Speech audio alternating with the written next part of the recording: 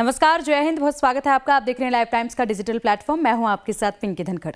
कारों में E20 petrol के बाद अब सरकार की नजर आपकी रसोई पर है। जी हां, आने वाले समय में LPG सिलेंडर के साथ साथ एथेनॉल भी खाना पकाने का एक बड़ा विकल्प बन सकता है।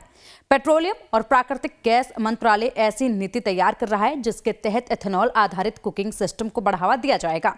अगर सब कुछ योजना के मुताबिक रहा तो आने वाले महीनों में देश की रसोई में एक बड़ा बदलाव देखने को मिल सकता है। कैसे? दरअसल भारत सरकार अब एथेनॉल को सिर्फ गाड़ियों तक सीमित नहीं रखना चाहती है, बल्कि ऐसे घरेलू कुकिंग फ्यूल के तौर पर भी इस्तेमाल करने की तैयारी कर रही है।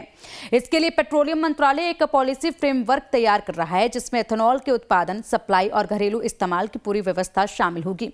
रिपोर्ट्स के मुताबिक इस नीति का ड्राफ्ट सितंबर तक तैयार हो सकता है। सरकार का मकसद LPG पर निर्भरता कम करना, कच्चे तेल की आयात का खर्च घटाना और देश को ऊर्जा के मामले में ज्यादा आत्मनिर्भर बनाना है। एथेनॉल एक बायोफ्यूल है जिसे मुख्य रूप से गन्ने, मक्का और अन्य कृषि उत्पादों से तैयार किया जाता है। इसे अपेक्षाकृत स्वच्छ ईंधन माना जाता है, इसलिए इससे कार्बन उत्सर्जन कम करने में भी मदद मिल सकती है।